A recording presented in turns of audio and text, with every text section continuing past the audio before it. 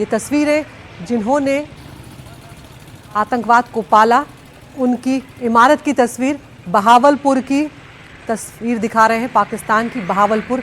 और आप इस इमारत की हालत से सिकता अंदाजा लगा सकती हैं कि क्या कुछ यहाँ पर हुआ होगा। सब कुछ नेस्त नाबूद नजर आ रहा है। एक बड़ा छेद उसकी छत पर जो है वो नजर आ रहा है, जो मिसाइल से हमला हुआ। उसकी जमीन देखिए, यहाँ पर एक बहुत बड़ा गड्ढा हुआ है और यही वो ताकत है जिसका अभी आप दूर बिल्कुल 100 किलोमीटर दूर ये टारगेट था और हमारी मिसाइलों ने ये टारगेट किया और उसे पूरी तरह से बर्बाद तबाह कर दिया। जैसे कि गृह मंत्री ने कहा था, चुन चुन कर जवाब दिया जाएगा और चुन चुन कर इसी तरह आतंकवाद को करारा जवाब हमारी मिसाइल्स ने, हमारी सेना ने दिया है। और ये तस्वीरें गवाह हैं उस कामयाब ऑपरेशन की जिसको अंजाम कल देर रात दिया गया। पहलगाम के पीड़ितों को इंसाफ मिला है। ये बहावलपुर की तस्वीरें हैं जहां पर जैश का हेडक्वार्टर है और उसकी जो बिल्डिंग है उसे पूरी तरह से नष्ट कर दिया गया है, तबाह हो चुकी है ये बिल्डिंग।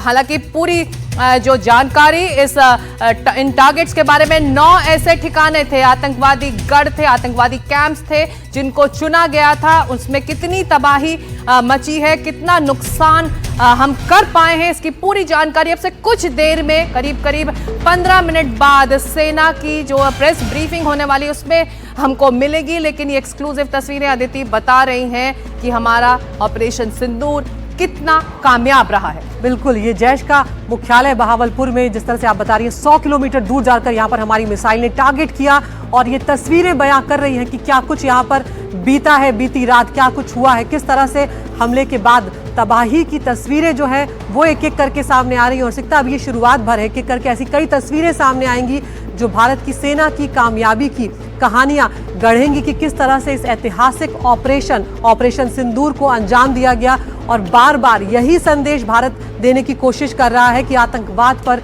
जीरो टॉलरेंस की नीति भारत की रही है। हर मंच से, हर अंतर्राष्ट्रीय मंच से प्रधानमंत्री नरेंद्र मोदी हो, चाहे रक्षा मंत्री हो, चाहे विदेश मंत्री हो, ये बात बार बार जोर देकर कह चुके हैं कि अगर आतंकवाद सर उठाएगा तो भारत उसका मुंह तोड़ जवाब देगा। और ये जैश के मुख्यालय की तस्वीरें बहावलपुर में, पाकिस्तान में 100 किलोमीटर अंदर जाकर हमारी मिसाइल ने जिस तरह से इस इमारत को नुकसान पहुंचाया, नेस्त नाबूद किया। इतना बड़ा गड्ढा जो छेद जो है सिकता वो नजर आ रहा है और सिर्फ ऊपर ही नहीं, जमीन में भी एक बहुत बड़ा गड्ढा हुआ है जो दिखाता है कि हमारी मिसाइलों ने कितना नुकसान इन आतंक की नर्सरियों को पहुंचाया है, जहां से आतंकी तैयार किए जा रहे थे, लॉन्च पैड्स बनाए जा रहे थे और भारत को बार बार निशाना बनाया जा रहा था।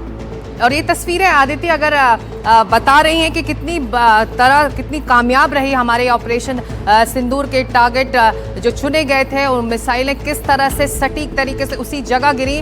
तो अगर कल देर रात यहाँ आतंकी थे, यहाँ ठहरे हुए थे, तो खासा जानी नुकसान भी आतंकवादियों का हो सकता है, खासे नंबर्स हो सकते हैं। हालांकि उस तरफ से कोई जानकारी नहीं आ रही है, लेकिन ये जो तबाही बता रही है कि आतंक के इस गढ़ में जिस तरह से हमारी मिसाइल ने घुसकर इसे तबाह किया है, बहुत बड़ी तबाही मचाई है। और जो बात लगातार भारत सरकार की तरफ से, प्रधानमंत्री की तरफ से, गृह मंत्री की तरफ से कहा जा रहा था कि हम आतंकवाद को खत्म करने के लिए प्रतिबद्ध हैं, पहलगाम का जवाब जरूर दिया जाएगा। और यही वो जवाब है, ये तस्वीरें उस जवाब की गवाह हैं, उस जवाब का सबूत है कि किस तरह से भारत ने अपने मासूमों के इंसाफ के लिए ये बड़ी कार्रवाई की है, ऑपरेशन सिंदूर। ये एक्सक्लूसिव तस्वीरें आपको बहावलपुर की जैश के गढ़ में, जैश के हेडक्वार्टर में जो तबाही मचाई है ऑपरेशन सिंदूर ने, उसकी गवाह है ये आदिति।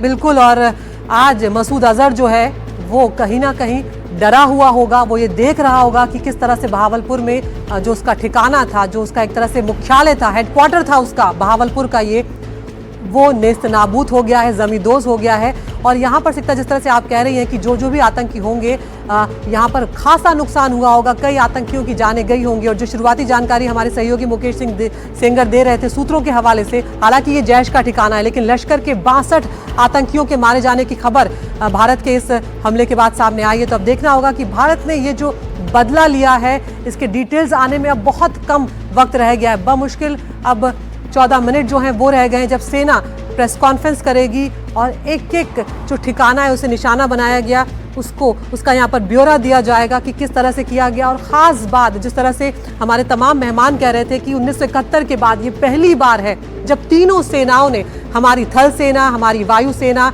और हमारी नौसेना ने मिलकर इस ऑपरेशन को अंजाम दिया है। और यहाँ पर तमाम जो हमारे फाइटर प्लेन्स हैं उनका इस्तेमाल किया गया। रफाल की तरफ से जब मिसाइल दागी गई हैं तो ये होता है जो तस्वीर नज़र आ रही है बहावलपुर की, पाकिस्तान की, कि किस तरह से क्रूज मिसाइल्स जो हैं हमारी वो तबाही मचा सकती हैं। और बड़ी बात सिकता यहाँ पर यह भी है कि ये कैलकुलेटिव अटैक था।